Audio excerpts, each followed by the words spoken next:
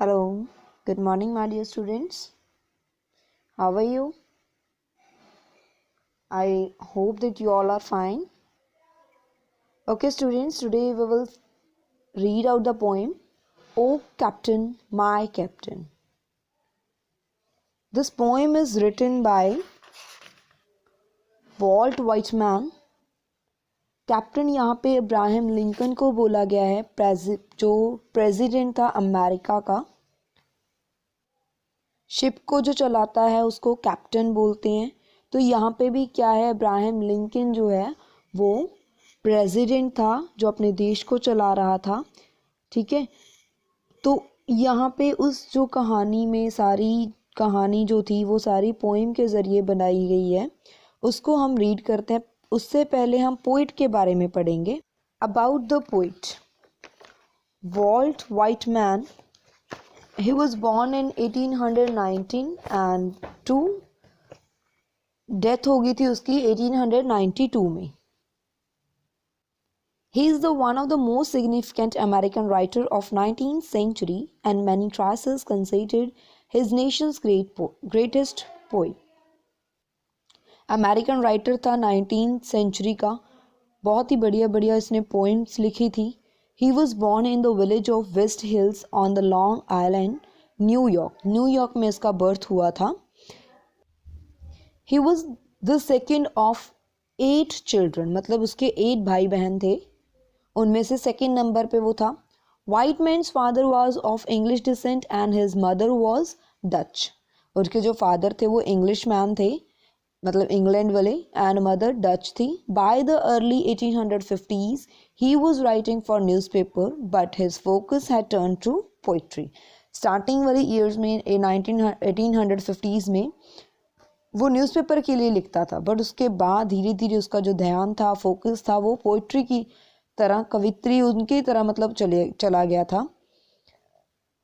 He often jotted down notes for poems inspired by the busy city life around. उसने काफ़ी poems लिखी थी busy city life के ऊपर भी, एंड उससे वो काफ़ी प्रभावित हुआ था, इंस्पायर हुआ था.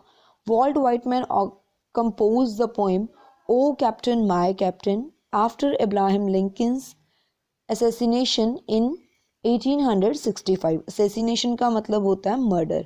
तो वार में उसका जो मर्डर कर दिया गया था सब लोगों के सामने, अब्राहम लिंकन का. तो उसके बाद ये इसने पोइम लिखी थी O captain my captain. American civil war was central event of his life. This poem became one of the Whiteman's the most famous composition. काफ़ी ज़्यादा फेमस हो गई थी वो, क्योंकि एक तो वो अब्राहम लिंकन के ऊपर बेस्ड थी वो सारी. ठीक है, तो आगे देखते हैं, हम पोइम को रीड आउट करते हैं. O captain my captain our fearful trip is done. कहता वो अपने कैप्टन को बोल रहा है, जो स्पीकर है, जो पोइट है, कि हमारा जो fearful मतलब डरावना सा जो ट्रिप है वो ख़त्म हो गया था. Ship has weathered every rack, prize was sought is won. मतलब कहता कि शिप ने जितने भी रास्ते में मुसीबतें आई, प्रॉब्लम्स आई थी, उन सबको झेल लिया और आगे बढ़ गई. जो उसको प्राइज़ मिलना चाहिए था, जो हमने प्राइज़ सोचा था वो हमें मिल गया है. The port is near, the bell I hear, the people are exulting का मतलब होता है हैप्पीनेस से भरे पड़े थे, मतलब फुल प्रेजर के साथ एक्सप्रेशन दे रहे थे अपना. जो पोर्ट था मतलब जो किनारा था शिप्स रुकने वाला, ठीक है, वो आ गया है और हम बेल्स की आवाज़ सुनाई देनी स्टार्ट होगी, लोग इकट्ठे होने स्टार्ट हो गए थे वहाँ पे. While follow eyes the steady keel the vessel grim and daring. जो लोग थे, लोग शिप की ओर देख रहे थे. फेलो आइज मतलब जो भी लोग थे उनके बारे में बात की गई है. Vessel grim and daring, vessel किसको बोला गया, शिप को. ग्रिम मतलब अनअट्रैक्टिव, मतलब जो ज़्यादा आकर्षित ना हो, और डेयरिंग मतलब उसको बोला गया है उसकी ओर सभी लोग देख रहे थे. But O heart O bleeding drop of red. कहता क्या हुआ, अपने दिल से बात कर रहा है, ये इतना ब्लीड रेड मतलब खून कहाँ से आ रहा है. Why on the deck my captain lies. कहता where on the deck my captain lies. मेरा जो कैप्टन है वो डक के ऊपर क्यों लेटा पड़ा है. डक मतलब जो शिप की वाली फ्लोर होती है ना, उस पर. ठीक है, उस पर क्यों लेटा पड़ा हुआ है, फॉलन कोल्ड एंड डेड, कहता वो गिर गया है, ठंड है और मरा पड़ा है, ठंडा हो चुका है वो। O captain my captain rise up hear the bells, captain को बोल रहा है कैप्टन कैप्टन उठ जाओ और अब जो बेल्स की आवाज़ हो आ रही है उसको सुनो। राइज अप उठो, for you the flag is flung, for you the bubble trills, कहते आपके लिए फ्लावर्स जो हैं वो लहराए जा रहे हैं हवा में, एंड आप ही के लिए जो म्यूजिकल इंस्ट्रूमेंट्स हैं वो बज रही हैं, तो प्लीज़ आप उठ जाओ। For the bouquet and the ribbon with for you the shores a crowding, crowding मतलब लोग जो इकट्ठे हुए थे, क्राउड पीपल का जो क्राउड था, झुंड था, वो आपके लिए बुके लेकर आए हैं, रिबन्स वगैरह लेकर आए हैं, तो प्लीज़ आप उठ जाओ।